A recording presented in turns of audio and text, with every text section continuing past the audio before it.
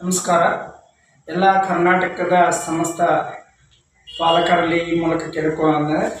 ಇವತ್ತು ಮೇ 31 2025 ನವೋದಯಕ್ಕೆ ಸಂಬಂಧಪಟ್ಟಂಥ ಈ ವರ್ಷ ಬರ್ತಕ್ಕಂಥ 5ನೇ ತರಗತಿ ವಿದ್ಯಾರ್ಥಿಗಳಿಗೆ ನವೋದಯಕ್ಕೆ ಸಂಬಂಧಪಟ್ಟಂಥ ಅರ್ಜಿಯನ್ನು ಕರೆದಾರೆ. ನಾವು ರುದ್ರಪ್ಪ ಸರ್ ನಿಮ್ಗೆ ಅದರ ತಕ್ಕಂಗೆ ಉಪಯುಕ್ತ ಮಾಹಿತಿಯನ್ನು ಹೇಳ್ತಾ ಇದ್ದೀನಿ. ಅದಕ್ಕೆ ಎಲ್ಲರೂ ಪಾಲಕರು ಏನು ಮಾಡಬೇಕು ಅಂತಂದ್ರೆ ತಮ್ಮ ಮಕ್ಕಳ ಅಭಿವೃದ್ಧಿಗಾಗಿ, ತಮ್ಮ ಮಕ್ಕಳ ಒಂದು ಭವಿಷ್ಯಕ್ಕಾಗಿ ನೀವೆಲ್ಲವನ್ನ ಈ ಮಾಹಿತಿಯನ್ನು ನೋಡ್ಕೋಬೇಕು. ಹಾಗೆ ಏನೇನೈತಪ್ಪ, ಯಾವ ರೀತಿ ಐತೆ ಅಂತಕ್ಕಂಥದ್ದನ್ನ ಈ ಕಡೆ ಲಕ್ಷಬೇಕು. ರುದ್ರಪ್ಪನವ್ರ ನವೋದಯ ಕೋಚಿಂಗ್ ಸೆಂಟರ್, ಇದು ಮಲ್ಲಮ್ಮನ ಬೆಳವಡಿ.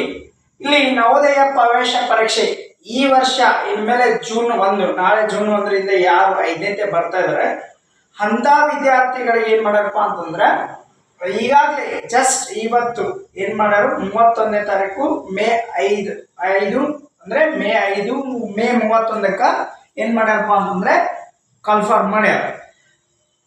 ನವೋದಯ ಪ್ರವೇಶ ಪರೀಕ್ಷೆ 2025-26 ಅಂದ್ರೆ 2025 ಡಿಸೆಂಬರ್ 13ಕ್ಕೆ ಈ ಎಕ್ಸಾಮ್ ಇರುತ್ತೆ. ಇವಾಗಲೇ ಅರ್ಜಿ ಆಹ್ವಾನ ಮಾಡ್ಯಾರ. ಅರ್ಜಿ ಆಹ್ವಾನ 31/5/2025, ಕೊನೆಯ ದಿನಾಂಕ 29 ಜುಲೈ 2025. ಪರೀಕ್ಷೆ ಯಾವಾಗ ಇರ್ತದಪ್ಪ ಅಂತಂದ್ರೆ 13 ಡಿಸೆಂಬರ್ 2025 ತಾರೀಕು.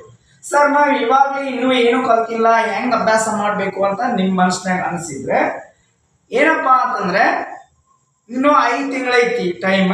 ಈಗ ಅಪ್ಲಿಕೇಶನ್ ಹಾಕೋಬೇಕು. ಅಪ್ಲಿಕೇಶನ್ ಹಾಕೊಂಡು ನೀವು 5 ತಿಂಗಳ ಅಭ್ಯಾಸವನ್ನು ಮಾಡಬೇಕು. ಬಹಳ ಸುಲಭ ಇರ್ತೈತಿ, ಭಾಳ ಸುಲಭ ಇರುತ್ತೆ. ಏನಪ್ಪಾ ಅಂತಂದ್ರೆ ಒಂದು ಮಾನಸಿಕ ಸಾಮರ್ಥ್ಯ ಇರ್ತದೆ. ಮಾನಸಿಕ ಸಾಮರ್ಥ್ಯ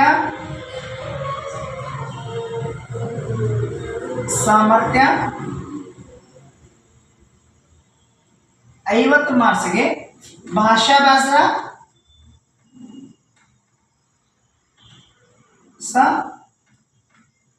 25 ಮಾರ್ಕ್ಸ್ಗೆ, ಆಮೇಲೆ ಗಣಿತ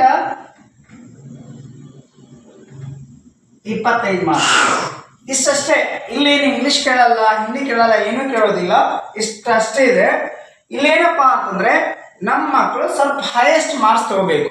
ಬೆಳಗಾವಿ ಡಿಸ್ಟಿಕ್ಕು, ಬೇರೆ ಬೇರೆ ಜಿಲ್ಲೆಯಲ್ಲಿರ್ತಕ್ಕಂಥ ಮಕ್ಕಳು ಏನು ಮಾಡಬೇಕು ಅಂತಂದ್ರೆ ಅಲ್ಲಿ ಜಿಲ್ಲೆಗೆ ಒಂದು ಶಾಲೆ ಮಾತ್ರ ನವೋದಯ ಇರೋದ್ರಿಂದ ಹೈಯೆಸ್ಟ್ ಮಾರ್ಕ್ಸ್ ತಗೋಬೇಕು. ಪ್ರತಿ ವರ್ಷ ಏನು ಮಾಡ್ತಿದ್ರಂದ್ರೆ ಸ್ಕೂಲಲ್ಲಿ ಹೋಗಿ ಒಂದು ಫಾರ್ಮ್ ತಗೊಂಡು ಆ ಫಾರ್ಮ್ ಹೆಡ್ ಮಾಸ್ಟರ್ ಕಡೆಯಿಂದ ಸಹಿ ಮಾಡಿಸಿ ಸಿಕ್ಕ ಮಾಡಿಸ್ಕೊಂಡು ಬರಬೇಕಾಗಿತ್ತು. ಆದರೆ ಈ ವರ್ಷ ಅದನ್ನ ಯಾವುದನ್ನೂ ಇಟ್ಟಿಲ್ಲ.